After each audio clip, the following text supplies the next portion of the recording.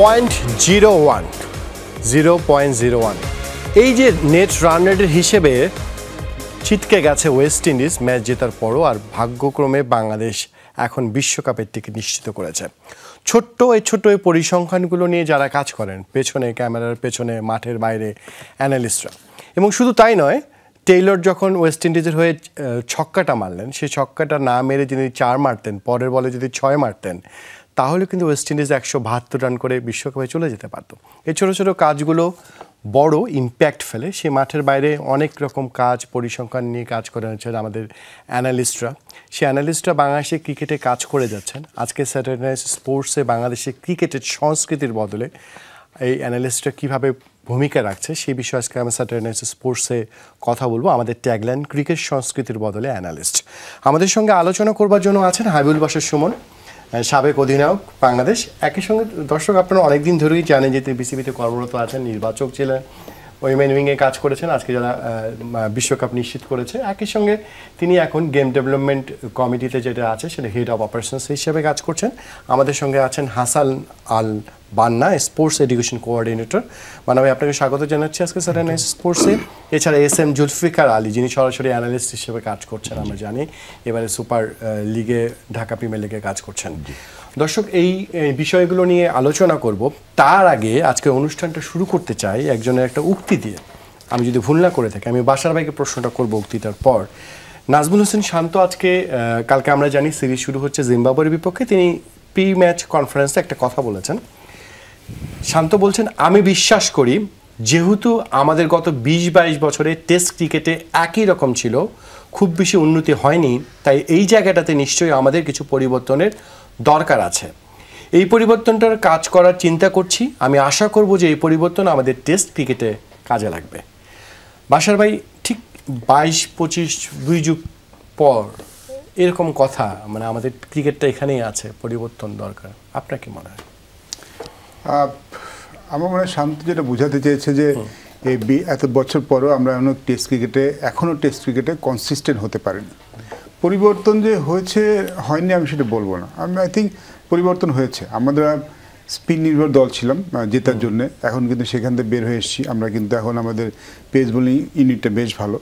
মানবাঙ্গানি test যেটা করেছে, আমরা নিউজিল্যান্ড টেস্ট জিতেছি, আমরা পাকিস্তান যে টেস্ট সিরিজ জিতে এসেছি। তো পরিবর্তন হয়নি যে তা বলবো না। আমার কাছে যেটা মনে হচ্ছে, যেটা হয়তো বলতে চেয়েছে শান্ত, যে আমি জানি না আসলে কি বোঝাতে চেয়েছেন, বাট আমার কাছে যেটা মনে হয় যে টেস্ট ক্রিকেটে বাংলাদেশ এতদিনেও আরও বেশি কনসিস্টেন্ট হওয়া উচিত ছিল, সেটা হয়তো হয়নি। বাট পরিবর্তন কিন্তু হয়েছে। 20 বছরে পরিবর্তন যে হয়নি তা বলবো না, বাট এই মুহূর্তে বাংলাদেশ টেস্ট ক্রিকেটে আরও ভালো অবস্থায় দাঁড়িয়ে থাকা ছিল, সেটা হয়তো তিনি মেন করেছেন। বাশা ভাই, টেস্ট ক্রিকেটের পরিবর্তনের জন্য তো আপনার ঘরোয়া কাঠামো পরিবর্তন করতে হয়। ঠিক যদি আপনাকে বলি যে গত 10 বছরে যদি বলি, বাংলাদেশে আপনি তো নির্বাচক ছিলেন, আমাদের ধরেন আপনি একজন ওপেনার বের করতে চান, নিতে চান, আপনি জানেন পরিসংখ্যান দেখছেন, কিন্তু সে কী ধরনের শর্টস খেলেছে, কি ভুল করেছে, কোথায় তার উইক জোন, কোথায় তার স্ট্রং জোন, এই তথ্যগুলো আপনি নির্বাচক হিসেবে যদি চেয়ে পাঠান, ঘরোয়া ক্রিকেটে তিনি কী করেছেন NCL BCL, সেই তথ্যগুলো কি দেওয়ার মতো আপনাদের আছে? আনফর্চুনেটলি না।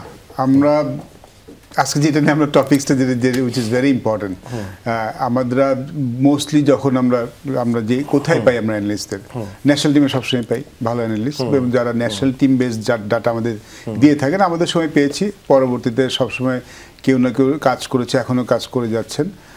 এ টিমে পেয়েছি, বয়সভিত্তিক দলগুলি পেয়েছি। যখন বাংলাদেশের ক্রিকেট বোর্ডের কোনো প্রোগ্রাম থাকে, হাই পারফরমেন্স বলেন, আন্ডার-19 বলেন, সেখানে কিন্তু অ্যানালিস্ট আমরা পাই, এবং তারা মূলত আসলে অন্য দলগুলি অ্যানালিস্টগুলি করে থাকেন, বা আমাদের খেলারদের যেই অ্যানালিটিক্যাল যে জিনিসগুলি থাকে সেগুলি করে থাকেন। কিন্তু পুরো ওভারঅল ক্রিকেট বলতে তো শুধু ন্যাশনাল টিম এবং যারা তারা না, ক্রিকেট কিন্তু মিনস যে বাংলাদেশে যারা ক্রিকেট খেলছেন তাদের সবাইকে নিয়ে, সেটা সেকেন্ড ডিভিশন প্লেয়ার হতে পারে, ফার্স্ট ডিভিশন প্লেয়ার হতে পারে। তো সেইখানে কিন্তু ঘরোয়া ক্রিকেটে কিন্তু অ্যানালিস্ট আমরা খুব একটা দেখিনি। আমি যতদিন খেলেছি প্রিমিয়ার লিগে, অন্য অপোনেন্টকে নিয়ে যখন আমরা গেম প্ল্যান, কিন্তু আসলে ও এটা করে, ওইটা মুখে আমাদের স্মরণশক্তি যেটা ছিল, আচ্ছা ওই বোলিংটা করে, ওর ব্যাটিংটা এমন, কিন্তু অ্যানালিটিক্যাল যে বিশ্লেষণগুলি সেটা আসলে ঘরোয়া ক্রিকেটে আমরা কখনো খুব একটা দেখিনি। রিসেন্টলি শুরু হয়েছে, বাট সব দলে আমি প্রিটি শিওর সব দলে এটা নেই। আমরা সেই জায়গাটা আসবো বাসা ভাই। আমি বলতে চাই শান্ত বোধহয় এই কথাটাই বলেছে, আমি ধরে নিই যে আপনার টেস্ট স্ট্যাটাস পর 24-25 বছর পরও আমাদের ঘরোয়া ক্রিকেটে এই যে একটা জায়গা অ্যানালিস্ট থাকার কথা, আরও 10 বছর 12 বছর আগে এটা কাজ শুরু হয়ে যাওয়ার কথা, আপনার বড় একটা সোর্স হয়ে যাওয়ার কথা, রিজার্ভ থাকার কথা তথ্যগুলো, সেগুলো আমাদের নেই। সম্ভবত আমরা ধরে নিচ্ছি যে এই টাইপের কাজগুলো ব্যাক হ্যান্ডে আমাদের আসলে গড়ে ওঠেনি। ওই ক্রিকেট সংস্কৃতির কথাও আজকে এসছে, তিনি বলছেন। একটা ব্যাপার আমার কাছে কি মনে হয় যে আমাদের যখন ক্রিকেট বোর্ড কেন্দ্রিক হচ্ছে তখন কিন্তু আমরা পাচ্ছি, আন্ডার-19 বলেন, এজ লেভেল বলেন, সেখানে পাচ্ছি। কিন্তু আমাদের ঘরোয়া ক্রিকেটের কিন্তু একটা অনেক বড় সংস্কৃতি প্রিমিয়ার লিগ। প্রিমিয়ার লিগের ক্লাবগুলি কখন কিন্তু এই জিনিসটা আসলে অত সিরিয়াসলি দেখেনি। তারা এখনো কিন্তু প্রিমিয়ার লিগের ক্লাবগুলির ফ্যাসিলিটিস গ্রো করেনি। তাদের কিন্তু খুব দু একটা ক্লাব ছাড়া, 3-4টা ক্লাব ছাড়া কারোর নিজস্ব প্র্যাকটিসের ফ্যাসিলিটি নেই। আমাদের ঘরের ক্রিকেটের যে সংস্কৃতিটা, যেটা আমাদের প্রিমিয়ার লিগ তো আমার অনেক বড় টুর্নামেন্ট, যেটাকে আসলে আমাদের খেলার সবচেয়ে গুরুত্বের সাথে নিয়ে থাকেন প্রফেশনালি, সেখানে কিন্তু ওই 20 বছর আগে যেখানে দাঁড়িয়েছিলাম এখন কিন্তু সেখানে। আমার কিন্তু আপনার বিপরীতে প্রশ্ন আছে, আপনার কাছে আসবো। সেটা হচ্ছে এনসিএন বিএসএল এ কি সে পেশাদারিত্ব তৈরি হয়েছে যেটা বিসিবির আন্ডারে হয়? আমরা আসবো আপনার কাছে। আমরা বান্না ভাই আছেন, আপনি তো আসলে বান্না ভাইকে হয়তো অনেকে চিনবেন না, ক্যামেরার পেছনে মানুষ, আপনারা কাজ করছেন দীর্ঘদিন। আমরা জানি যে আমাদের যে অ্যানালিস্টের শূন্যতা আছে, আমাদের এই যে মাথায় চিন্তাটা এসছে, 20 জন নিয়ে 22 জন নিয়ে সমস্ত একটা কোর্স করেছিলেন, ইন্ডিয়া থেকে এসেছিলেন একজন, আপনাদেরকে শেখালেন, কোর্স নিলেন, আপনি সেটা কোঅর্ডিনেটর হিসেবে ছিলেন। মানে এই চিন্তাটা আসলো কোথা থেকে হঠাৎ করে? যদি একটু ব্যাকগ্রাউন্ডের কথা বলি, সেটা হচ্ছে যে বাংলাদেশে আমরা প্রচুর স্পোর্টস এনথাজিয়াজম একটা আমরা ছোটবেলা থেকে দেখে আসি। প্রত্যেকেই যদি আমরা বলি যে ভাইয়া হয়তো খেলাধুলা করেছেন, ন্যাশনাল টিমের সঙ্গে অনেক দিন সার্ভ করেছেন, কিন্তু আমরা যারা একদম ডিরেক্টলি এঙ্গেজ না, তারাও কিন্তু ছোটোবেলা থেকে খেলাধুলার ব্যাপারে একটা ইন্টারেস্টেড জায়গা ছিল। কিন্তু দেখা যায় যে পরবর্তীতে ওই স্পোর্টস সেক্টরটাতে নিয়ে ফিউচারটা দেখি না বলেই কিন্তু আমরা ওইখান থেকে কুইট করি। তো দেখা যায় যে আমরা যেটা এই কোর্সটা লঞ্চ করার আগে একটা ডাটাবেজের কাজ করেছিলাম, যে মার্কেট সার্ভে, তখন দেখলাম যে বাংলাদেশে অ্যারাউন্ড 20,000 পিপল হচ্ছে বিভিন্ন এজ লেভেলে কোচিংয়ের সঙ্গে যুক্ত হয় বিভিন্ন স্পোর্টসের সাথে, কিন্তু 90%-এর মানে পার্সেন্ট হচ্ছে মানুষ ওখান থেকে 2 থেকে 3 বছরের মধ্যে কুইট করে, ফিউচারটা নিয়ে হয়তো সে সন্দিহান থাকে। তো পরবর্তীতে আমরা যেটা দেখলাম যে নট অনলি ডিরেক্টলি স্পোর্টসের সঙ্গে থাকা ছাড়াও যে স্পোর্টসের সঙ্গে অনেকভাবে অ্যাক্টিভলি থাকা যায়, ওটা নিয়ে আমরা তখন কাজ করা শুরু করি। দেন সামি ভাই বললেন যে বাংলাদেশের ক্রিকেট এবং ফুটবলে টেকনিক্যাল এই জায়গাগুলো প্রচণ্ড গ্যাপ আছে, যার কারণে আসলে ভালো প্লেয়ারও কিন্তু মানে উঠছে না পুলে। তো আমরা তখন চিন্তা করলাম যে কি করা যায়। সেক্ষেত্রে আমরা ফার্স্টে যে ইনিশিয়েটিভটা নিলাম, যেটা হচ্ছে যে আমরা ক্রিকেটের সাথে জড়িত মার্কেটিং কিংবা ম্যানেজমেন্ট রিলেটেড যে কাজগুলো আছে, সেগুলো আমরা ইন্ডিয়ান আইএএসএম যারা আছেন, আসাম যারা আছে, মানে ওরা যারা এডুকেশন নিয়ে কাজ করে, ওদের সঙ্গে আমরা কিছু কাজ শুরু করলাম। দেন পরবর্তীতে আসলে ওই রদবদলের কারণে পরে ওই কোর্সগুলো আসলে অনলাইন বেসডে চলে গেল। দেন সামি ভাই বললেন যে আসলে টেকনিক্যাল পার্সনগুলো নিয়ে আমরা কাজ করতে পারি। সামি ভাই বলছেন, আমাদের সৈয়দ আবিদ হোসেন সামির কথা বলছেন, যাকে আপনারা স্পোর্টস লাইভে দেখেন, স্যাটারডে নাইট স্পোর্টস এই সেটেও আজকেও তার থাকবার কথা ছিল। সে মানুষের কথাই বলছেন আসলে, যাকে আপনারা অ্যানালিসিস দেখেন, তার উদ্যোগে এই কাজটা হয়েছে, সেটাই বলছেন। এক্স্যাক্টলি। সো পরবর্তীতে আমরা সামি ভাই ট্রাই করলেন হচ্ছে দেবরাজের সঙ্গে, উনি নিজেই অনলাইন কোর্সটা শুরু করলেন। পরবর্তীতে আমরা ওনাকে বাংলাদেশে আসলাম, এবং যখন কোর্সটা নিয়ে আমরা সোশ্যাল মিডিয়াতে জাস্ট একটা পোস্ট করা শুরু হলো, প্রচুর এঙ্গেজমেন্ট দেখা গেল যে মানুষ ইন্টারেস্টেড। দেন আমরা সিলেক্টেড 22 জনকে নিয়ে কোর্সটা লঞ্চ করি। দেন ওখান থেকে মোটামুটি 19 জন স্যাটিসফাই লেভেলের মানে পাস মার্ক নিয়ে আসার পরে ওনাদের একজন হচ্ছেন আন্ডার-19 লেভেলের কোচ আছেন হচ্ছে কুয়েত ন্যাশনাল টিমে। মানে এই যে 19 জন টিকলেন আপনারা? হ্যাঁ, 19 জন টিকলেন, তার মধ্যে একজন ওরকম লেভেলের কাজ করছেন, এবং বাকিরা ডিফারেন্ট লেভেলে ছোট ছোট করে কাজ করতেছিলেন। এবং এই কোর্সটা শুরু থেকে যদি বলি যে বিসিবির একটা বড় সাপোর্ট ছিল, নাজমুল আবেদিন ফাইভ স্যারের ইনিশিয়েটিভে আমরা হচ্ছে বিসিবির কিছু ফ্যাসিলিটিস পেয়েছিলাম ওই সময়। দেন উনিও একটা কমিটমেন্ট দিয়েছিলেন যে আমরা ট্রাই করব যে আপনাদেরকে বিভিন্ন লেভেলে অ্যাক্টিভ করার জন্য কিংবা এঙ্গেজ করার জন্য। দেন আল্লাহর রহমতে পরবর্তীতে যখন কোর্সটা শেষ করা হলো, এরপরে হচ্ছে ফাহিম সিনহা স্যার, তারপরে সালাউদ্দিন স্যারের অ্যাফিলিয়েশনে সিসিডিএম এর সঙ্গে কথাবার্তা বলে, দেন গেম ডেভেলপমেন্টের একটা বড় সাপোর্টে আজকে আলহামদুলিল্লাহ 6 জনকে এনরোল করা হয়েছে সুপার লিগে। ঢাকা প্রিমিয়ার লিগে, সুপার লিগে যে 6টা টিম এসছে তাদের সাথে সংযুক্ত করবার জন্য আমরা আবানির সঙ্গে ছিল, তারপরও কাজ করা হচ্ছে। আমাদের সঙ্গে সরাসরি একজন অ্যানালিস্ট আছেন, জুলফিকার ভাই। উনি আসলে কাজটা করেন অ্যানালিসিস, এবং ফাহিম সিনহার কথা না বললেই নয় যে মানুষটি নিজ উদ্যোগে আসলে বিসিবি সভাপতিকে, বোর্ড মিটিংয়ে এই বিষয়টা তুলেছিলেন। তারপরে কিন্তু দ্রুত উদ্যোগটা নেওয়া হয়। আসলে অ্যানালিস্ট জিনিসটা আসলে কি জুলফিকার ভাই, মানে অ্যানালিস্ট আসলে কি কাজ করে যদি একটু ছোট করে যদি বলেন বুঝান যে আসলে কি কাজ তাদের? আমাদের অ্যানালিস্টদের কাজ হচ্ছে আমরা বেসিক্যালি একটা প্যাথোলজি সেন্টারের মতো। একজন পেশেন্ট যখন আসেন উনি এখানে সার্ভে করান, ওনার প্রবলেমটা ডিটেক্ট করে উনি চলে যান ডাক্তারের কাছে। তো আমাদের কাজ হচ্ছে প্লেয়ারদেরকে ওনাদের প্রবলেমটা ফাইন্ড আউট করা, ওনাদের স্ট্রেংথটা ফাইন্ড আউট করা, এইটা আমরা কোচদেরকে রিপোর্ট করি, ওনারা তখন ওনাদের প্লেয়ারদেরকে নিয়ে কাজ করেন, টু দ্য পয়েন্টে অ্যাকুরেট জায়গায় তখন কাজ করা যায়। এইটাই হচ্ছে মূলত কাজ অ্যানালিস্টের, সে একজন প্লেয়ারের স্ট্রেংথটাকে এক্সাক্ট পয়েন্টে নিয়ে আসবেন। মানে সেটা ভিডিও হতে পারে, সেটা মানে তথ্য হতে পারে, ডেটা বলতে যা আমরা বুঝি, ভিডিও ডেটা বা অনেকগুলো পোরশন আছে, ভিডিও আছে, আপনার রাইট আপ আছে, আমরা স্থির চিত্র আছে, এখান থেকে আমরা মূলত জিনিসটাকে একটা কম্বিনেশনের মধ্যে নিয়ে আসি। আমরা আসলে বিসিবিতে যারা কাজ করে আমরা যে তথ্যগুলো এখন পাই ম্যাচ সেন্টার থেকে, সেটা হচ্ছে ক্রিক হিরোজের একটা জিনিস আমরা যতটুকু জানি, তাও আবার কয়েকটা ঢাকা প্রিমিয়ার লিগ পাওয়া যাবে। ক্রিক হিরোজের থেকে তথ্যতে তারা বাংলাদেশের কেউ কাজ করে না, তার মানে তথ্যগুলো বাংলাদেশের কারো কাছে নেই ঢাকা প্রিমিয়ার লিগে কি হচ্ছে, কে কি রান করছে না, এই ধরনের কোনো আমরা এখন পর্যন্ত পাই নাই। যেটা ডেটা সেন্টার হয়তো আমাদের ক্রিকেট বোর্ডের নিজস্ব ডেটা সেন্টার আছে, আমাদের প্লেয়ারদের যারা ন্যাশনাল স্কোয়াডে খেলছেন, যারা আন্ডার 19-এ খেলছেন বা এই টিমে খেলছেন, হাই পারফরমেন্স টিমে খেলছেন, ওনাদের ডেটাটা আছে। কিন্তু এই যে প্রিমিয়ার লিগে যে এত বড় 12টা টিম খেল, যদি 20 জন করে ধরি 240 জন প্লেয়ার, তার ভিতরে হয়তো 160 জন খেলছেন, এই 160 জনের ডেটাটা আমাদের কাছে নাই। এইটার মূলত আমরা ক্রিক হিরোজের একটা এক্সটেনশন পার্ট আমরা ইউজ করতেছি বিসিবি ক্রিক সেন্টার হিসেবে, ওইখান থেকে আমরা মূলত পাই। আমরা জানি যে পৃথিবী শুধু স্পোর্টস না, যার কাছে ডেটা বেশি সেই দেশ তত বেশি ক্ষমতাধর। সোজা কথা, আমাদের যে এনআইডি ডেটা নিয়ে কথা বলা হচ্ছে, আমাদের অসংখ্য লোকের মোবাইল নাম্বার যে একটা কোম্পানির কাছে থাকে, সেটা তো আবার বেশি লোককে এসএমএস পাঠাতে পারে, মানে ডেটা খুব ইম্পর্টেন্ট।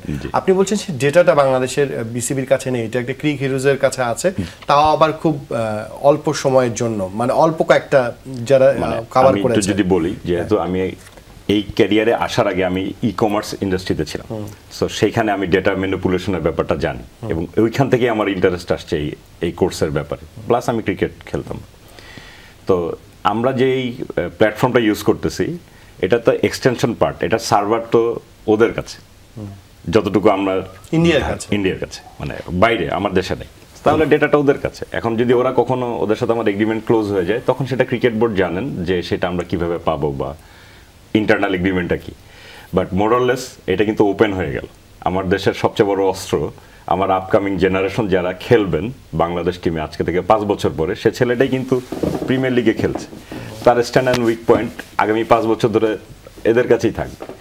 সো সে যখন লঞ্চ হবে, অলরেডি অপোনেন্ট জানে যে তার কোথায় স্ট্রেংথ এবং কোথায় উইক পয়েন্ট। অনেক বড় বিষয়। বাশার ভাই, আপনি বললেন যে একটু আগেই আর কি দল, মানে পেশা, মানে আমাদের যখন ঢাকা প্রিমিয়ার লিগ চলছে ওই 12টা দল হয়তো তৈরি হয়নি, কিন্তু বিসিবি কি তৈরি হয়েছে? আপনি বিসিবিতে এমপ্লয়ি কাজ করেন, আমি জানি। না, আমি যেটা 2025 এসে আমরা এই কথা বলছি যে আমাদের কোনো সেন্টার নেই, আমাদের কোনো ডেটা বেস নেই। লোকালি যেটা বললেন, উনি কিন্তু বলেছেন যারা বিসিবির আন্ডারে কাজ করছেন বয়স ভিত্তিক দল থেকে, তাদের সবার এটা কিন্তু থাকছে। বাট যেটা আমরা নির্বাচকদের একটা ব্যাপার আছে, যখন আমরা চোখে দেখতে অনেক সময় অনেক ম্যাচে দেখতে পারি না, অনেক সময় সবগুলো কভার করা যায় না। তো ইউজুয়ালি যদি এই জিনিসটা থাকে, কোন প্লেয়ার কি করছেন, তাদের খেলাটা যদি থাকে, সেটা নির্বাচকদের জন্য কাজটা সহজে। আসলে যেটা হয় যে যখন এই জিনিসগুলি সবার কাছে চলে যাবে, তখন এখন কিন্তু সেটা হয় আইপিএলে যে সব দল কিন্তু কোন দল কি খেলে, কোন দলে কোন প্লেয়ার এক্সটেন্ড কি, সবাই কিন্তু অন্য দল কিন্তু জানে। সো ইটস ভেরি ইম্পর্টেন্ট যে আমাদের এই জিনিসটা তৈরি হয়েছে। আমরা কিন্তু প্ল্যান কিন্তু একটা হচ্ছে, যেটা একটা প্ল্যানের প্রথম পার্টটা ওনারা, এবং আরেকটা প্ল্যান কিন্তু হচ্ছে যেটা হয়তো আমরা এমন একটা ডাটাবেস করবো যেখানে আমরা বয়সভিত্তিক দল থেকে যারা শুরু করছে, আমি যেহেতু গেম ডেভেলপমেন্ট কাজ শুরু করেছি, যেটা আমাদের প্ল্যান, ফিউচার প্ল্যান, বয়স আন্ডার 16 থেকে যারা আসছে, কিংবা আন্ডার 14, আন্ডার 16 থেকে যারা আসছে, আন্ডার 16 থেকে আন্ডার 19 এই হাই পারফরমেন্স যারা, এই সময়টা কিন্তু খুব ইম্পর্টেন্ট, খুব ক্রুশিয়াল টাইম। এই সময় কিন্তু একটা ছেলের রুটটা তৈরি হয়ে যায়। তো ওই অনেক সময় না যে তারা কিন্তু অনেক সময় ভিন্ন ভিন্ন কোচের আন্ডার পড়ে। ন্যাশনাল টিমে গেলে তো আসলে কোচিং হয় না, ন্যাশনাল টিমে তো আসলে আপনার খালি ব্যাপারটা কন্টিনিউ করা হয়। সো আন্ডার 16 থেকে আন্ডার 19 কিংবা হাই পারফরমেন্স পর্যন্ত এই সময় কিন্তু একটা ছেলের যখন ভিতটা তৈরি হয়, তখন ভিন্ন ভিন্ন কোচের কাছে গেলে সে কিন্তু অনেক সময় এক এক কোচের কিন্তু স্টাইল ডিফারেন্ট থাকে, দেখার ভঙ্গিটা ডিফারেন্ট থাকে, সেখানে ভঙ্গিটা ডিফারেন্ট থাকে। তো আমরা একটা ব্রিজ তৈরি করার চেষ্টা করছি যেখানে সবার কাছে ডাক্তাররা থাকবে, সো দ্যাট আন্ডার 16 ছেলেটা যখন আন্ডার 18 কোচের কাছে যাবে, ওই কোচটা জানবেন যে এই ছেলেটার কোথায় কাজ করতে হবে, তার দুর্বলতাটা কোথায়, শক্তিমত্তাটা কোথায়। সো এই ব্রিজটা যেন আমরা তৈরি করতে পারি। What you say is very important, যে এতদিন তৈরি হওয়া উচিত ছিল আমাদের ডাটাবেসটা, যেখানে সবার ইনফরমেশন থাকতো, সব প্লেয়ার ইনফরমেশন থাকতো, যেখানে সবাই জানতেন। এবং কোচেসদের যে ব্রিজটা, দিস ইজ ভেরি ইম্পর্টেন্ট, কারণ অনেক সময় আমি দেখেছি অনেক ছেলে ওভার কোচিং হয়েছে। একজন কোচ, আমি মুম্বাইয়ে একটা কোচিং মানে ওদের একাডেমিতে গিয়েছিলাম, মানে সেখানে দেখছিলাম যে কোন ছেলেটা 6 বছর 7 বছর বয়সে কোন কোচের আন্ডারে সে কাজ করছে, সে যখন পরের ধাপে যায় পরের কোচ জেনে যায় যে ওই কোচের কাছে কাজ করছিল, সে কী কাজ করছে ডেটাও জেনে যায় যে ওই ছেলেটার আসলে কী কী সমস্যা আছে, নেক্সট স্টেজে যাবে তার ওই ডেটা, তার প্রত্যেকের একটা ব্রিজ আছে, যেই একাডেমিতেই কাজ করুক যেই কাজ করুক, মানে এটা তো আমরা তো সবটাও চিন্তা করতে পারি না বোধহয়। চিন্তা করা শুরু করেছি, চিন্তা আগে এটা আপনি অস্ট্রেলিয়া হয়ে যাওয়ার কথা উচিত ছিল। আমরা আসলে টু বি অনেস্টলি স্পিকিং আমরা আসলে খুব বেশি অবসেস থাকি ন্যাশনাল টিম নিয়ে, আমাদের ফোকাসটা কিন্তু অনেক বেশি শুধু ন্যাশনাল টিম নিয়ে, কিন্তু আমাদের রুট যেটা এই শুরু থেকে সেই রুটটা আসলে সেই রুটের ইনফরমেশনটা আসলে আমার কাছে মনে আরও বেশি গুরুত্বপূর্ণ ফর দ্য ফিউচার। মানে যদি বলি যে এই যে রুটের কথা বললেন, সেখানে গেম ডেভেলপমেন্ট কি ওই প্রসেসটা শুরু করবে কিনা, মানে একদম ধরেন আপনি যে এনসিএল বিসিএল এ যারা খেলে তাদের তথ্য তো আপনাদের জন্য খুব জরুরি। ভেরি ভেরি ইম্পর্টেন্ট, ডেফিনেটলি, কারণ বললাম যে ন্যাশনাল টিমে যাওয়ার আগ পর্যন্ত, ন্যাশনাল টিমে যখন একটা ছেলে যায় তখন রিফাইন হয়ে যায়, সেখানে কিন্তু আসলে তেমন কিছু সেটা শুধু প্রসেসটা মেনটেন করে, সেখানে শেখানোর কিছু শেখাতে গেলে বরং উল্টা হওয়ার সম্ভাবনা বেশি থাকে। তো শেষ পর্যন্ত শুরুটা সেটার যে ব্রিজটা, যেটা আপনি একটু বললেন যে একটা কোচ যেন মানে আগে যে কোচিংটা হয়েছে সেই ব্রিজটা যদি না থাকে, অনেক সময় কিন্তু অ্যাসেসমেন্টটা ভুল হয় এবং সেখানে কিন্তু অনেক বড় ক্ষতিটা হয়ে যায়। বান্না ভাই, আমরা জানি যে এই যে অ্যানালিস্টদের সাথে আপনি ফুডিং, আমরা জানি যে যারা ফিজিও আছে, ট্রেনার আছে, এই যে মানুষগুলো তৈরি করার এই প্রক্রিয়াগুলো আসলে আমাদের অনেক জায়গা আছে, কিন্তু অ্যানালিস্ট হিসেবে যখন মানুষ একজন কাজ করবে, এটা তো আরো বেশি ফুল টাইম জব আমার ধারণা, যে 6 ঘন্টা কাজ করে আসলাম তা না, তাকে আসলে রাতেও ভাবতে হচ্ছে, তথ্য নিতে হচ্ছে, পার্ট টাইম করা সম্ভব না। কিন্তু আমি যখন ফুল টাইম নিব, এটা জব মানে পেশা হিসেবে নেওয়ার অবস্থায় আছে। যদি ব্যাকগ্রাউন্ডের কথা বলা হয় যে আসলে ওইভাবে মার্কেট কিংবা হচ্ছে ভাইয়া যেটা বলছিলেন যে এখনো ক্লাবগুলাও কিন্তু এই ব্যাপারে অন্তটা ইউজ টু হয়নি, যে আসলে আমার একজন দরকার। যে ভাইয়ার কথার মাঝখানে আমি যেটা দেখলাম যে ওই কোচদের সঙ্গে যখনই আমরা মিট করেছি, ওনারা একটা কথা বারবার বলতে চান যে আমরা অ্যাজাম্পশনের উপরে প্লেয়ারদেরকে নেক্সট ম্যাচের জন্য তৈরি করি, যে ও লাস্ট ম্যাচে এমন করেছে, ওকে এইটাই রিকভারি করাতে হবে। সো ওনাদের কাছেও ডাটা নেই কিংবা ওনারা ফিল্ডটাও চিন্তাও করতে পারেননি। কিন্তু এখন মাত্র যখন শুরু হয়েছে, যারা অনেক ভাইয়ের মতো যারা কাজ শুরু করেছেন, ওনারা এখন ওনাদের ডিমান্ডটাও কিন্তু খুব কম। ওনাদের কথা হচ্ছে আমরা ড্রিমটা দেখা শুরু করছি, আমাদের ওই প্যাশনের জায়গাটা আমরা যদি প্লেসমেন্টটা পাই, ইন ফিউচার হয়তো এই ইন্ডাস্ট্রি বড় হলে আমরাও পেমেন্ট নিয়ে চিন্তা করতে পারবো কিংবা আমাদের ওই ক্যাপাবিলিটিটা বিল্ড আপ হবে। সো আই হোপ যখন কাজে শুরু হয়েছে, ইন ফিউচারে ভাইয়ারা আছেন, বিসিবি দেখছে, সো অবভিয়াসলি এটা নিয়ে একটা বড় কিছু করা সম্ভব। জুলফিকার ভাই, আপনি যখন কাজ করছেন আসলে নিশ্চয়ই অন্যান্য দেশগুলো যেভাবে কাজ করে আপনি জানেন যে ঘরোয়া ক্রিকেটের ফুটেজ তো আপনার কাছে থাকতে হবে, জি, কে কি খেলছে, কোন সময়কে খেলছে। আপনার বাসার ভাই দেখা গেলো একটা টিমের কোচ বা নির্বাচক আপনাকে বললেন যে আমি ওই যে ওপেনারটা খেলছিল ঢাকা প্রিমিয়ার লিগে, ওর আসলে লাস্ট 12টা আমি শর্টস দেখতে চাই, আপনাকে সেই তথ্যই তাকে দিতে হবে। বা কিভাবে আউট হয়েছেন, সে কি কাভারে আউট হয়েছেন না কাভার ড্রাইভ ভালো খেলছেন, কোন দিকে বেশি রান নিয়েছেন, হ্যাঁ, বা পেস বলারদের সাথে ভালো কিনা, লাল বলে ভালো কিনা, কত স্টার, সেটার জিনিস কি আপনার কাছে আছে? এইবার লাকিলি আমরা আসলে পেয়েছি, কারণ হচ্ছে যেহেতু টিএস স্পোর্টস আমাদের সাথে টাই আপ হয়েছে, এইটা আমাদের জন্য অনেক অনেক কাজ হয়েছে, যে আমরা প্রত্যেকটা প্লেয়ারের ফুটেজটা আমরা ইউটিউব থেকে হলেও নামিয়ে আমরা কাজে লাগাতে পারতেছি। বাইরে কি ইউটিউব থেকে নামায় নাকি ডাইরেক্টলি অ্যাপস থেকে সব ফুটেজগুলো অটোমেটিক্যালি চলে যায়? যেহেতু আমি আসলে সুপার লিগে জয়েন করার আগে আমি ব্রাদার্সে একমাত্র অ্যানালিস্ট হিসেবে কাজ করছিলাম, আবাহনীতে একজন ছিলেন আর আমি। তো দেখা গেছে যে আমাদের সাথে আসলে ক্রিকেট বোর্ডের যেহেতু ওইভাবে টাই আপ হয় নাই, আমরা ফুটেজগুলো সরাসরি নিতে পারিনি, কারণ এখানে কিছু ডিভাইসের ব্যাপার আছে যেগুলো একটু এক্সপেন্সিভ। তো এখন যেহেতু আমরা টাই আপ হয়েছি, আমরা বিসিবির কাছে রিকোয়ারমেন্ট দিয়েছি যে আসলে আমাদের এই ফুটেজটা ডিরেক্ট যেন আমরা পাই, আমাদের যেন ইউটিউব থেকে বা ব্রডকাস্ট থেকে নিতে না হয়, মানে টিভি ওনাদের ক্যামেরা থেকে সরাসরি যেন আমরা পাই। সেইটা আমাদের যে সফটওয়্যার আছে সেখানে যখন এটা ব্যাকলিঙ্ক হয়ে যায় তখন প্রত্যেকটা বল আলাদা হয়ে যায়, সেটা আমার ল্যাপটপে সেভ হয়ে যাচ্ছে। সো এই অপশনগুলো আসবে, আমি এটা আসলে পজিটিভলি দেখতেছি যে হ্যাঁ হতে পারতো ক্রিকেট বোর্ড ডিসিশন নিতে পারতেন যে আগামী বছর থেকে ট্রাই করি বা এনসিএল থেকে ট্রাই করি, বাট 5টা ম্যাচের জন্য 5 জন অ্যানালিস্টকে দেওয়া একটা টেস্ট ট্রায়াল যে চালানোর জন্য যে ইনিশিয়েটিভটা আসছে, এটার জন্যই কিন্তু আজকে আমরা কথা বলতে পারতেছি। সো এটা একটা অন্তত শুরুটা হচ্ছে, এবং সেটা দেরি করেনি যে পরে সিরিজ থেকে পরে টুর্নামেন্ট থেকে কোনো সেটা করে। আমরা আলোচনা করব, এবং একটা খুব গুরুত্বপূর্ণ প্রশ্ন আছে বাসার ভাইয়ের কাছে, আপনার তিনজনের কাছে থাকবে, সেটা যাদের জন্য এই তথ্যগুলো তৈরি করা হচ্ছে সেই ক্রিকেটাররা কতটা নিজের আগ্রহে আসছে কিনা, তারা আসলে কি জানতে চায়, সেই তথ্যগুলো আপনার কাছে জানার চেষ্টা করবো। ক্রিকেটাররা যাদের জন্য এই তার তথ্য ভান্ডারটা তৈরি করা হচ্ছে, অ্যানালিস্টরা কাজ করবে, তাদের আসলে এই জিনিসগুলো আগ্রহ কেমন দেখছেন আপনি? মাঠের বাইরে থেকে কি দেখেছিলেন আগে? মাঠের বাইরে থেকে যদি আমি বলি যে শুরুটা তো মাত্র আমরা রিসেন্টলি একটা ম্যাচই আসলে ওরা অ্যাড অন হয়েছে, তো ওই ম্যাচে যারা অ্যানালিস্ট হিসেবে 5টা টিমের সঙ্গে কাজ করেছে প্রত্যেকেই দেখলো যে ওদের রিপোর্ট অনুযায়ী যে প্রত্যেকের কোচ এবং প্লেয়ারদের একটা বড় ইন্টারেস্টের জায়গা যে আমার ব্যাপারে আমি জানতে চাই। কারণ প্রত্যেকটা টিমে হয়তো 2 থেকে 3 জন ন্যাশনাল পুলের ক্রিকেটার কিংবা স্পোর্টসম্যান আছেন, কিন্তু এর বাকিরা কিন্তু এখনো পর্যন্ত ন্যাশনাল সার্কিটে নেই। তারা কিন্তু জানতে বিষয়টার সাথে তারা অভিজ্ঞই না, এক্স্যাক্টলি ওরা ওইটার সঙ্গে ইউজড না, যার কারণে ওরা জানতে চায় যে আমার ব্যাপারে আপনারা কি জানেন, কিংবা আমার স্ট্রেংথ উইকনেস সম্পর্কে আপনারা কি জানেন।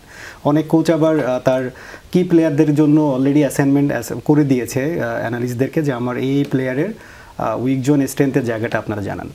যদি আগ্রহটা কেমন দেখেছেন? আগ্রহ প্লেয়ারদের অসাধারণ, মানে আমাদের আসলে আমি সেদিনকে একটা জায়গায় বলছিলাম যে আমাদের সবাই ঈদের মতো করে কাজ করতেছে, মানে প্লেয়ারদের কাছে আসলে মিরপুরের ড্রেসিং রুমে ঢুকে বাংলাদেশের হোম গ্রাউন্ডে বসে যখন কাজ করার যে একটা ব্যাপার, ওইখানে যখন আসলে প্লেয়ারদের কন্ট্রিবিউশনটা পাওয়া যায়, ভাই আমার এটা একটু দেখান, এটা একটু দেখান, তখন আমাদের অনেক ভালো লাগে। তার চেয়ে বড় জিনিস হচ্ছে যারা কোচ আমাদের, মূলত তো আমরা ওনাদের সাথে কাজ করি, তো ওনাদের আমাদের প্রতি যে ইন্টারেস্ট, সাথে সাথে অ্যাসাইনমেন্ট দিয়ে দেওয়া, ডিউরিং ম্যাচ জানতে চাওয়া, এবং সবচেয়ে বড় ক্রেডিট আমি দিব যে আমরা যে কোর্স করেছি দেবরাজ রাউত, উনি আমাদেরকে যেভাবে মানে পুরো জিনিসটা গুছিয়ে দিয়েছেন।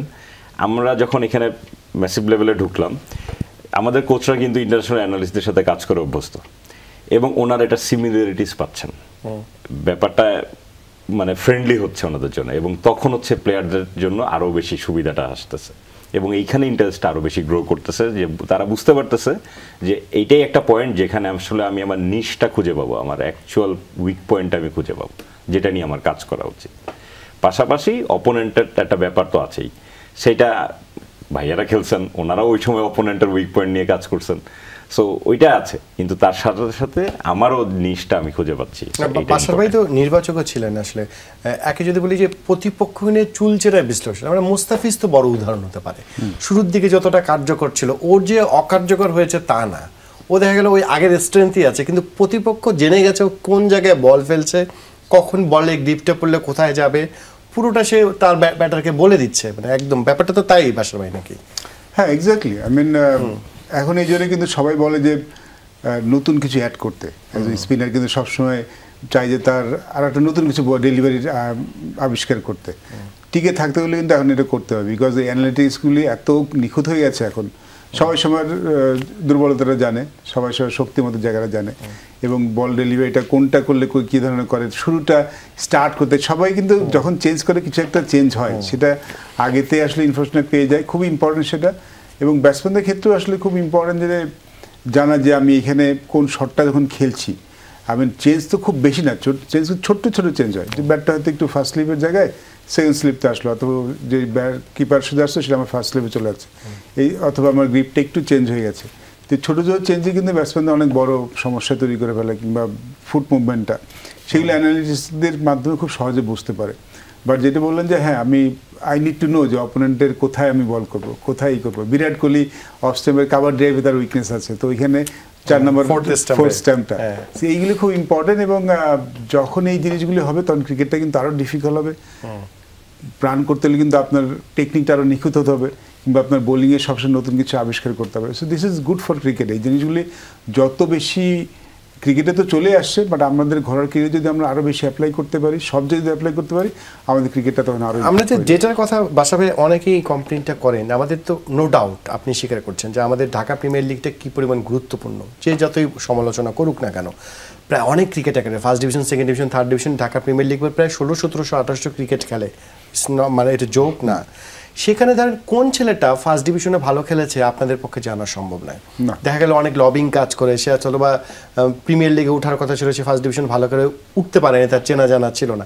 এই যে থার্ড ডিভিশনে কোন ছেলেটা ভালো খেললো, তার থেকে আসলে সেকেন্ড ডিভিশনে তার যাওয়া উচিত কিনা, ওই তারপরে সেকেন্ড ডিভিশনে যে ছেলেটা ভালো করলে তাকে ফার্স্ট ডিভিশনে নিয়ে আসা যায় কিনা, এই যে লেভেলিং করাটা, সেটারও তো একটা তথ্য ভাণ্ডার থাকা উচিত, মানে ডেটা থাকে কে ভালো খেলছে। এছাড়াও পুরো জিনিসটা দেখভাল করার জন্য আপনাকে মনে হয় না এটা টাইম চলে আসছে? হ্যাঁ, টাইম তো অবশ্যই চলে আসছে, টাইমটা আরো আগে আসলে আর ভালো হতো, বাট শেষ বলে কিছু না। আমি সবসময় বিশ্বাস করি সবসময় নতুন কিছু স্টার্ট করতে আসলে দেরি বলে কিছু নেই।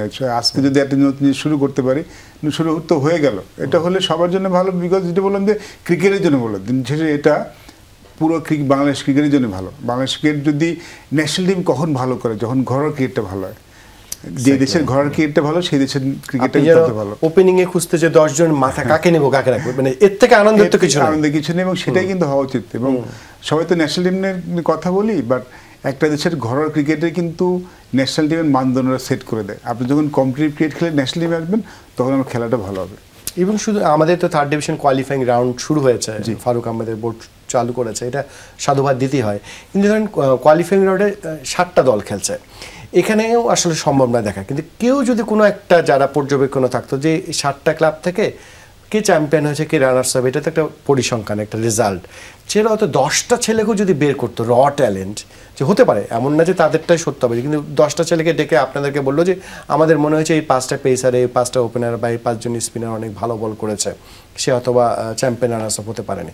এরকম করে 20টা ছেলেকে যদি আপনাদের এনে দেওয়া হতো, আপনার কি মনে হয়, বা 5 ডিভিশন থেকে 10টা ছেলে এনে দেওয়া হতো? সেটা মানে কাজ চলছে, নির্বাচকরা যারা এজ লেভেল যারা কাজ করছেন, তারা অনেক কাজ করছেন কিছুটা। আসলে আপনি তাদের জন্য tough, age level tough.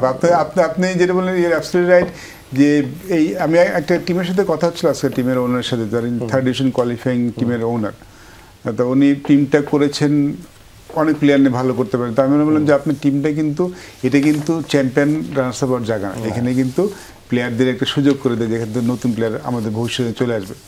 So এটা শুরু হয়েছে, আমি শিওর যে ভবিষ্যতে এরকম কোনো সেট আপ দাঁড়াবে, যেখান থেকে হয়তো প্রতি বছর যদি 10টা প্লেয়ার আসে, এটাই কিন্তু অনেক বড় পাওনা হবে। আমরা জানি যে বিসিবির একটা অ্যানালিসিস সেন্টারও করার কথা, আমরা যতটুকু জানি। পান্না ভাই, সেটা নিয়ে কি আলোচনা অনেক হয়েছে নাকি? লাস্ট ডে মিটিংয়ে আমরা যেটা শুনে এসেছি, সেটা হচ্ছে যে অলরেডি মনে হয় গত বছরের জুনে মনে হয় এটার একটা অ্যাপ্রুভাল হয়ে গেছে। শোন ভাই হয়তো ভালো জানবেন। আর এটা নিয়ে অলরেডি কাজ শুরু হয়েছে, লজিস্টিক্যাল পারচেজও, যেটা ফাইম সিনা বায়োমেকানিক্যাল সহ সম্মত। এক্স্যাক্টলি, ফাইম সিনা স্যার যেটা বললেন যে ওটা অলরেডি লজিস্টিক্যাল পারচেজ অনগোয়িং, আর বাকি অ্যাক্টিভিটিসগুলো নিয়ে তারা অলরেডি শুরু করেছেন। এবং সেটারই ফার্স্ট স্টেপ যদি বলি, যে ওই 6 জনকে অনবোর্ড করে ওনাদেরকে স্টেপ বাই স্টেপ ওনাদেরকে বিভিন্ন ট্রেনিংয়ের আওতায় এনে ওনাদেরকে এজ লেভেল থেকে শুরু করে সব জায়গাতে ওনাদেরকে প্লেসমেন্টটা করতে চাচ্ছেন। মানে আপনারা তো একদম শুরু একটা ম্যাচ করেছেন জুলফিকার ভাই, কিন্তু আপনি বারবার যে বিষয়টা বললেন যে তথ্যের ভান্ডারটা নিজের কাছে আনা, যে ক্রিক হিরোজ বাইরের একটা প্রতিষ্ঠান, আমরা অসম্মান করছি না, কিন্তু তাদের এই যে তথ্য নিজের কাছে থাকার কথা, ক্রিক হিরো যে কাজটা করে সেটাকে আমরা করতে পারবো না? অবশ্যই পারবো। আমাদের দেশে অনেক বড় বড় স্টার্ট আপ আছে, এইখানে এখন মানে মডার্ন টেকনোলজির সাথে এখন আমাদেরকে কোপ আপ করতে হবে ক্রিকেটটাকে। এটাকে একটু আউট অফ দ্য বক্স যেতে হবে। হয়তো একটা স্টার্ট আপ ডেটা সেন্টার কোম্পানির সাথেই আমরা কথা বলতে পারি যে তাদেরকে একটা টাস্ক অ্যাসাইন করা যেতে পারে, বা আমরা একটা টাস্ক গো থ্রু করতে পারি, 3টা কোম্পানি তারা পিচ করতে পারে। তো এখানে অনেক ধরনের কাজই আসলে সম্ভব, এবং এটা ক্রিকেট বোর্ডের কাছে মানে নিজের সফটওয়্যারগুলো তো অনেক দামি কাজ করে। দুইভাবে এটা করতে পারেন আপনি। একটা মানে এটা আমার নিজস্ব চিন্তা ভাবনা, আমি নিজে যখন চিন্তা ভাবনা করেছিলাম, একটা হচ্ছে যে আমরা এখন তো বিভিন্ন দেশের অ্যানালাইসিস সফটওয়্যারগুলোকে আমরা নিচ্ছি, পাশাপাশি কিন্তু আমরা নিজেরাও এটা ডেভেলপমেন্টে যেতে পারি, যেটা আজকে থেকে 3 বছর পরে যে হয়তো সেটা কাজ করা শুরু করবে, কিন্তু এই 3টা বছর আপনাকে একে শিশুর মতো লালন পালন করতে হবে। এই উদ্যোগটা নেবেন কিনা এখনই, এইটা হচ্ছে গেম ডেভেলপমেন্টের ওনাদের কাছ থেকে যাবে। এই টেকনিক্যাল ইস্যুগুলো এখন এটার জন্য আলাদা একটা টিম গঠন করতে হবে যারা এটাকে মনিটরিং করে ডে বাই ডে এটাকে পুল করে নিয়ে যাবে। আপনি যদি আসলে আমার এখানে একটা পয়েন্ট আছে যে আমাদের দেশে এই যে হলো থার্ড ডিভিশন কোয়ালিফাইং হলো বা এই যে লিগ হচ্ছে, এর আগেও অনেক প্লেয়ার খেলেছেন, আর 7 থেকে 8 হাজার ক্রিকেটার প্রফেশনাল বাংলাদেশে খেলছেন। বাংলাদেশ প্রথম 10টা টেস্ট নেশন প্লেইং নেশনের একটা। আমরা কেন আমাদের প্লেয়ারদেরকে বাইরে এক্সপোর্ট করতে পারি না? নেপাল প্রিমিয়ার লিগে কেন আমাদের 20 জন প্লেয়ার যেতে পারবে না? কেন ওমান লিগে আমাদের প্লেয়াররা যাবে না? ফার্স্ট ডিভিশনের প্লেয়াররাই যাক, আন্ডার 19-এর ছেলেরা যাক। আন্ডার 19-এর ছেলেদেরকে কেন আমার প্রিমিয়ার লিগেই খেলাইতে হবে? তারা তো বাইরে যেতে পারে, ওইখান থেকে কিন্তু আমার একটা রিটার্ন আসতেছে, ফিনান্সিয়াল বেনিফিট আসতেছে, ছেলেরা আরো বেশি মোটিভেটেড হবে, ডিফারেন্ট উইকেটে খেলতেছে, কন্ডিশনে খেলতেছে। এখানে আরো অনেক ভাস্ট চিন্তা ভাবনার সুযোগ আছে। এই যে সুযোগগুলো আসতেছে, আমাদের মতো ছোট ছোট মানুষগুলো যখন এরকম ছোট ছোট উদ্যোগগুলোর সাথে কানেক্ট হচ্ছি, আমরা আমাদের ভয়েস রেজ করার জায়গা পাচ্ছি। এগুলো একটা সময় কাজে আসবে। বাদশা ভাই, আমার এটা শুনে হঠাৎ করে মনে হলো যে মাইনর কান্ট্রির কথা বলতেছে। পাকিস্তানের ক্রিকেট একটা সময় এইটা দিয়ে বেঁচে ছিল, মানে ক্রিকেটাররা স্বামীর কথাও যদি আমার স্বামীর কথা বলি, ইন্ডিয়া নিউজিল্যান্ডে মানে অস্ট্রেলিয়া যে টেস্ট জিতলো তার আগে কিন্তু কাউন্টি খেলছিল ওই সময়টাতে।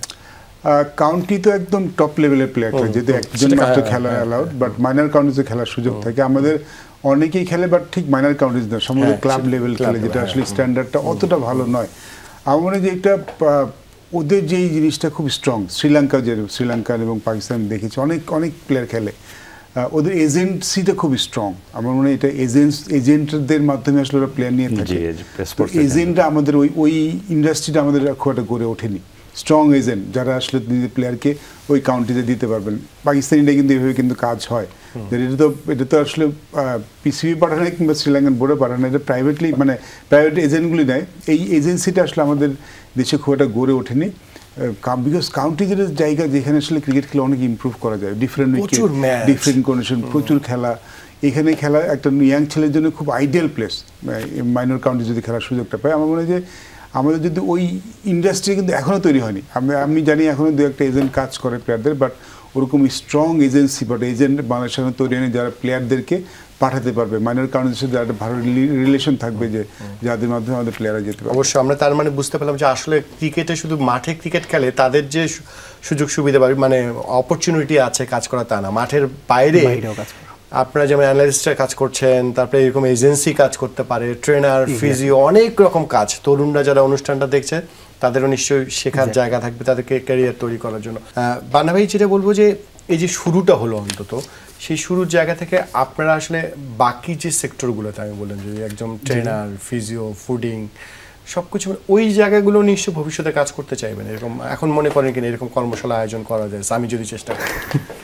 না, এক্স্যাক্টলি যদি বলি যে সামি ভাইয়ের শুরুটা ছিল কিন্তু বায়োমেকানিক্স নিয়ে, কিন্তু ওই সেক্টরটা নিয়ে একটু কাজ করার জন্য ডিফিকাল্টিজ এবং একটা লং টাইমের ব্যাপার থাকে, যার কারণে আমরা ট্রায়ালটা করলাম শর্ট টাইমের জন্য যেটা করা যায় সেটা নিয়ে। আর আমরা আমাদের মানে বিয়ন্ড বর্ডার থেকে আমরা ট্রাই করছি যে নিউট্রিশনিস্টটা লঞ্চ করব। কারণ আমি যদি একটু কথা বলি যে নিউট্রিশনিস্টটা আমাদের এজ লেভেলে, মানে যদি আন্ডার 14 থেকে শুরু করা যায়, তাহলে যেটা হয় কি যে ওদের একটা নিউট্রিশনিস্টের একটা ব্যালেন্স শুরু হয়। কারণ ইন ফিউচারে যখন ও আরও বড় লেভেলে খেলছে তখন ও কিন্তু ওই যে ওর ব্যালেন্স একটা নিউট্রিশনিস্টের কারণে ওর কিন্তু পারফরমেন্সটাও ওটার উপরে ডিপেন্ড করে। সো এছাড়া আমরা আরও যেটা চিন্তা করছি ফিজিওথেরাপিস্ট, কারণ বাংলাদেশে মানে বড় ক্লাবগুলোতেও এখন ফিজিওথেরাপিস্ট কিন্তু এভাবে নেই। তো দেখা যাচ্ছে যে একাডেমিগুলোতেও যখন ফিজিওথেরাপিস্ট একটা বাচ্চা যখন প্র্যাকটিসের সময় তার কোনো ধরনের ড্যামেজ যদি সে পায়, সে কিন্তু আসলে ওই লেভেলে কিন্তু সে কোনো সাপোর্ট পায় না। তো আমরা যেটা ট্রাই করছি যে অর্থোপেডিক্স কিন্তু আছেই, কিন্তু ওটাকে যদি স্পোর্টসের জায়গায় আনা যায়, ফিজিওথেরাপি যদি আমরা স্পোর্টসের সাথে কানেক্ট করতে পারি, তাহলে যেটা হয় যে ডিফারেন্ট এজ লেভেলে যারা খেলছে তাদেরকে ওই সাপোর্টটা দেওয়া যেতে পারে, সেম নিউট্রিশনিস্টটাও। আর বায়োমেকানিক্সটা আসলে একটু লং টার্ম প্রজেক্ট, সো ওটার জন্য আমরা আগে দেখছি যে ফিল্ডটা কেমন কিংবা বাংলাদেশে কতটা ইন্টারেস্ট দেখাচ্ছে সেটার উপরে ডিপেন্ড করে আমরা ওটাও লঞ্চ করার চিন্তা করছি ইন ফিউচারে।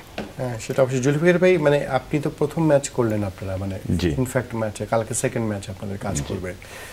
আমরা জানি যে বিপিএল এ তো কাজ করে অনেকগুলো অ্যানালিস্ট কাজ করে আসলে বিপিএল এর মতো কাজ, ইভেন আবাহনীতেও কাজ করছিল আসলে একজন শাওন ভাই কাজ করছিল। মানে এই যে অভিজ্ঞতা আপনাদের এটা তো আপনাদের পরীক্ষামূলক হলো, জি। মানে আপনারা এরপর কি কোনো সাজেশন রাখবেন কিনা বোর্ডের কাছে এই কাজগুলো করলে আসলে ভবিষ্যতে? আমাদের সাজেশন না, আসলে আমাদের রিকোয়েস্ট থাকবে বোর্ডের কাছে যে আমাদেরকে একটু কন্টিনিউ করতে দেন আগামী একটা বছর, আগামী প্রিমিয়ার লিগ পর্যন্ত যতগুলো টুর্নামেন্ট আছে সেখানে আমাদেরকে কাজ করতে দেন। এবং আমি রিকোয়েস্ট করবো যে এইজ লেভেলটাতে ওই জায়গাটাই আসলে আমাদের কাজ করার সবচেয়ে মোক্ষম জায়গা। কারণ একটা প্লেয়ার যখন প্রিমিয়ার লিগ পর্যন্ত চলে আসে, আমার আসলে ওনার স্কিল ডেভেলপমেন্টের বেসিকের জায়গায় কারেকশন করানোর জায়গাটা থাকে না। সো এই জায়গাটাতে আমরা কোচদেরকে হেল্প করতে পারবো তখনই যখন আমরা এইজ লেভেলে ইনভলভ হব, 16-এ 17-এ আমরা সময় পাবো। ওদের মানে ক্যালেন্ডারটা এত বিজি না, ওদেরকে নিয়ে একটু কাজ করা যাবে। আমরা 2টা বছর কাজ করি, ইনশাল্লাহ বাংলাদেশে অনেক ভালো ভালো ক্রিকেটার আপনারা পাবেন যাদেরকে আমরা প্রাউড করতে পারি। আমরা নিশ্চয়ই সেটা চাইবো। বাশার ভাই, একদম শেষ দিকে চলে এসেছি আমরা। আপনার কাছে একটা প্রশ্ন করছে, লেভেল 1 কোচিং বাংলাদেশে সবশেষ হয়েছিল 2019 সালে, এরপর হয়নি। গেম ডেভেলপমেন্টের দায়িত্বে আপনি আছেন, এখন কি করবেন? শুরু করেছি গেম ডেভেলপমেন্ট দায়িত্বে। লেভেল 1 লেভেল 2 একটু মাঝখানে আমি খবর নিয়েছি, হয়নি, খুব শিগগিরই শুরু হবে। আমাদের যেহেতু সিজনটা শেষ হয়ে যাবে, মানে ক্রিকেট সিজন শেষ হয়ে যাওয়ার পরে এই যে সময়টা মে জুন জুলাই, এই সময়টা আমরা ইউজ করতে চাই। June July August level 1 level 2 একটা লম্বা গ্রুপ নিয়ে কাজ করতে চাই। আমি আসলে খুব বেশি ইন্টারেস্টেড আমাদের ডিস্ট্রিক্ট কোচদের নিয়ে, বিকজ তাদের কাছে কিন্তু প্রথম লেসনটা প্লেয়াররা তাদের কাছেই পান, ডিস্ট্রিক্টে যারা কাজ করে থাকেন। সো আমি কিন্তু একটা খেলার কিন্তু প্রথম যখন ব্যাটটা ধরেন সেটাই কিন্তু তার গ্রিপ হয়ে যায়, এবং প্রথম যে ডেলিভারি করেন সেটাই কিন্তু তিনি বহন করে যান। শুরুটা যেন ঠিক মতো হয়, ঠিক হাতে হয়, সেটা কিন্তু খুব গুরুত্বপূর্ণ। পরের দিকে তো বড় বড় কোচ আসেন, ভালো কোচ আসেন, বাট স্টার্টিং পয়েন্টে যারা কাজ করেন, বিশেষ ডিস্ট্রিক্ট কোচরা, তাদেরকে নিয়ে আমি খুব ইন্টারেস্টেড। আশা করি তাদেরকে নিয়ে কাজ করতে, সো দ্যাট শুরুটা যেন ভালো হাতে শুরু হয়। প্ল্যান তো আছে ডেফিনেটলি। আগে ধারণা ছিল গেম ডেভেলপমেন্ট মানে শুধু এজ লেভেলের কিছু ক্রিকেটার নিয়ে আসতে হবে, কাজ করতে হবে, আন্ডার-19 ওয়ার্ল্ড কাপ করতে যাবে। আবার সেই ওয়ার্ল্ড কাপের ক্রিকেটারদের বয়স নিয়ে অনেক কথা আছে, আপনি তো আবার সবার সামনে বলবো না। এজ লেভেল ক্রিকেট আসলে রেজাল্ট ওরিয়েন্টেড বেশি হয়ে গেছে বাংলাদেশের। আসলে আপনারা তো চান একজন দুইজন প্রতিভাবান ক্রিকেটার, কিন্তু সেখানে যে 22-23 বছর এটা ছেলে খেলে, স্ট্রিক হওয়ার জন্য আপনি কি পদক্ষেপ নেবেন? দেখুন, আন্ডার-19 টিল হাই পারফরমেন্স আমি মনে করি এই গ্রুপ, এটা কিন্তু আসলে রেজাল্ট ওরিয়েন্টেড জায়গা নয়। ডেফিনেট রেজাল্ট তো আপনি জিততে চাইবেনই, বাট এখানে কিন্তু আসলে ডেভেলপিং এর জায়গা। ডেভেলপ করতে যাই কিন্তু আপনি যদি একটা ট্যালেন্টে বসিয়ে রাখেন, মানে জেতার জন্য আপনি একটা কাউকে বসিয়ে রাখলেন, এটা আসলে আন্ডার-19 এজ লেভেলের কাজ নয়। এখানে আসলে ডেভেলপমেন্ট করার জায়গা, সেটাতে ডেফিনেটলি আমরা অবশ্যই স্ট্রিক্ট থাকবো। আর এইটা না প্ল্যানটা আসলে অনেকে যেটা মেনশন করলাম, যে একটা ব্রিজ তৈরি করা, একটা ডাটাবেস তৈরি করা, যেখানে একটা প্লেয়ারকে আমি আন্ডার-16 যেন ফলো করতে পারি শেষ পর্যন্ত, প্রপার কোচিংয়ের মাধ্যমে নিয়ে আসে, কোচদের আরও এডুকেট করা, বিশেষ নিচের দিকে রুট লেভেল যারা কোচিং করেন। বাট যেটা আপনি যেটা বলেন অ্যাবসলিউটলি রাইট, এজ লেভেলটা আসলে রেজাল্ট ওরিয়েন্টেড না, এটা এখানে আসলে ডেভেলপমেন্ট জায়গায়। এখান থেকে যদি ভবিষ্যতে একটা প্লেয়ার তৈরি করতে পারি, সাফল্য কিন্তু সেটাই। আপনার কাছে একদম আমরা না কথা বললে এটা অন্যায় হয়ে যাবে। আমাদের টেস্ট শুরু হচ্ছে কালকে সকালে জিম্বাবুয়ের বিপক্ষে। একসময় আপনাদের সময়ও জিম্বাবুয়ে অনেক বড় প্রতিপক্ষ ছিল, লোকে ডাকে বাংলাদেশের অ্যাশেজ বলে। সময় পরিবর্তন হয়েছে, জিম্বাবুয়েও অনেক কঠিন সময় পার করে এখন বেশ শক্তিশালী টিম কাজ করছে, তারা ফিরে আসার জন্য চেষ্টা করছে। কি ভাবছেন কালকের টেস্টে? টেস্ট ম্যাচ আসলে কখনো সহজ হয় না, বাট আমরা এখন অনেক ব্যালেন্স টিম।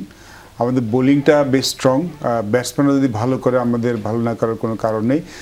জিম্বাবুয়েকে আমরা যতটা দুর্বল প্রতিপক্ষ ভাবছি, তারা আসলে অতটা দুর্বল প্রতিপক্ষ নয়। তাদের দলে বেশ কিছু ভালো খেলোয়াড় আছেন, বোলিং সাইডটা কিন্তু একদম খারাপ নয়, বাট আমাদের ভালো করা উচিত, যেহেতু আমাদের ঘরের মাটিতে খেলা। এবং টেস্ট ম্যাচটাতে আসলে প্রতিপক্ষের সুযোগ দেওয়া উচিত না, আমাদের বেস্ট পারফরমেন্স করা উচিত। এবং আমি খুব ইন্টারেস্টেড আছি আমাদের ব্যাটিংটা নিয়ে, বিকজ আমাদের bowler I think they will do well, তারা ভালো করছেন, বাট ব্যাটিং যেখানে আমরা স্ট্রাগল করছি, এবং প্রথম টপ 5 সেটা কিন্তু আমরা স্ট্রাগল করছি বেশ কিছুদিন ধরে। সেখানে যদি আমরা ভালো করি, টেস্ট ম্যাচ ভালো করি। কাউকে মিস করছেন এই টপ 5-এর জায়গায়? আপনি নির্বাচক হলে কাউকে দেখতে চাইতেন? না, আমার মনে হয় যে যারা পরীক্ষা তারাই খেলছেন, বাট একজন নাম আমরা একটু অফের আলাপ করছিলাম, যে Naim Sheikh is in good form, in 3 ফরম্যাটসতেই কিন্তু তিনি রান করেছেন। অমিতের কথাও এসেছিল, যে অমিতের কথা অনেক, অমিত যে অনেক রান করলো। না, নাইম শেখের কথা স্পেশালি বলছি, বিকজ নাইম শেখ আগেও ফার্স্ট ক্লাস মানে ইন্টারন্যাশনাল ক্রিকেট খেলেছে, তিনি কিন্তু আন্তর্জাতিক ক্রিকেটের সাথে পরিচিত, এবং আমার মনে হয় তার ব্যাটিং বেশ ভালো পরিবর্তন হচ্ছে। আমি প্রথম দিকে যে নাইম শেখকে দেখেছি, এখন অনেক ম্যাচিউরড মনে হয়। এবং প্রবাবলি তিনি তার বেস্ট ব্যাটিংটা করছেন, তাকে একটা সুযোগ দিয়ে দেখা যেতে পারতো। বাট আমার মনে হয় এখন যে 11টা খেলছেন সেটা নিয়ে আসলে বেশি মনোযোগ দেওয়া। পাশাপাশি আপনি শামীম পাটে, আমি টেস্টের কথা বলছেন, ওকেও কি ম্যাচিউর মনে হয় এখন? চিন্তা ভাবনা অনেক ম্যাচুর হয়েছে। প্রথম দিকে যে শাইমকে দেখেছি আর এখনকার শাইমকে দেখছি, চিন্তা ভাবনা অনেক ম্যাচুর এবং ওর রেঞ্জ অফ শটটা অনেক বেড়েছে। আগে শুধু ল্যাপ শটটা, স্কুপ শটটা খেলতো, এখন কিন্তু কাভার দিয়ে ছক্কা মারছে, পয়েন্ট দিয়ে স্কোয়ার কাট মারছে। ওর অফসাইডটা অনেক স্ট্রং হয়েছে। তো ডেফিনেটলি তার যে উইকার পয়েন্ট ছিল সেটি দিয়ে কাজ করেছে Shamim, which is very important. আমাদের অনেক ক্রিকেটার কিন্তু এটা করে না, শুধুমাত্র যেদিকে স্ট্রং সেদিকেই বেশি কাজ করে থাকেন, উইক পয়েন্টগুলিতে কাজ করেন না। আমাদের শামীমের সবচেয়ে বড় চেঞ্জ যেটা হচ্ছে, এখন তার রেঞ্জ অফ শটটা অনেক বেড়েছে। অবশ্যই। বান্না ভাই, আপনার একদম শেষের দিকে এসেছি, আপনিও তো কাজ করছেন আসলে দীর্ঘ সময়, যেটা বললেন জুলফিকার ভাই কিছু পরামর্শ অনুরোধের কথা বলছেন, আপনার এরকম কিছু আছে কিনা? আমরা অলরেডি তো বিসিবিকে বলেছি যে আমরা এই কাজগুলো করতে চাই, আর আমাদের ইন্টেনশন হচ্ছে যে স্পোর্টস সেক্টর নিয়ে কাজ করা, এবং সেটা নট অনলি মানে ক্রিকেট ফুটবল নিয়েও আমরা কাজ করতে চাই। সো ইনশাল্লাহ আমরা আরও ভালো কিছু কাজ করব, এবং বিসিবির কাছে যেটা অনিক ভাই বললেন যে আমরা চাই যে যারা কাজ করছেন এদেরকে আরও সুযোগ দেয়া, এজ লেভেলে সুযোগ দেয়া। আর ভাইয়ের কথা সূত্র যদি বলি যে যারা মানে লেভেল কোচ করছে এনাদেরকেও যদি অ্যানালিস্টের এই কোর্সটা একটা বেসিক দেওয়া যায়, তাহলে ওনারা আরও বেশি এক্সপার্ট হয়ে যাবেন। আমরা সেটা নিশ্চিত হবে। একদম সময় শেষ। জুলফিকার ভাই 30 সেকেন্ডস, আপনারাও কি মনে করেন নাকি যারা কোচিং কাজ করছে, আপনারা ভাববেন যে যারা কাজ করছে তারা তো শহরে, আপনি কি কুড়িগ্রামে যেতে চান কিনা বা রাজশাহীতে যেতে চান কিনা? আমি বাংলাদেশ ক্রিকেটের জন্য কন্ট্রিবিউট করতে চাই।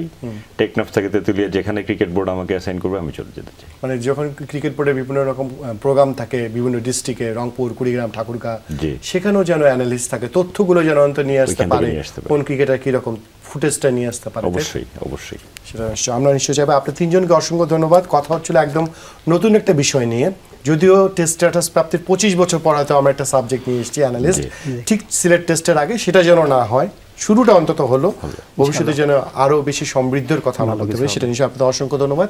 দর্শক, আপনাদেরকে ধন্যবাদ আমাদের সঙ্গে থাকবার জন্য। নিশ্চয়ই সকাল থেকে এই টেস্টটা দেখা শুরু করবেন বাংলাদেশ জিম্বাবুয়ের।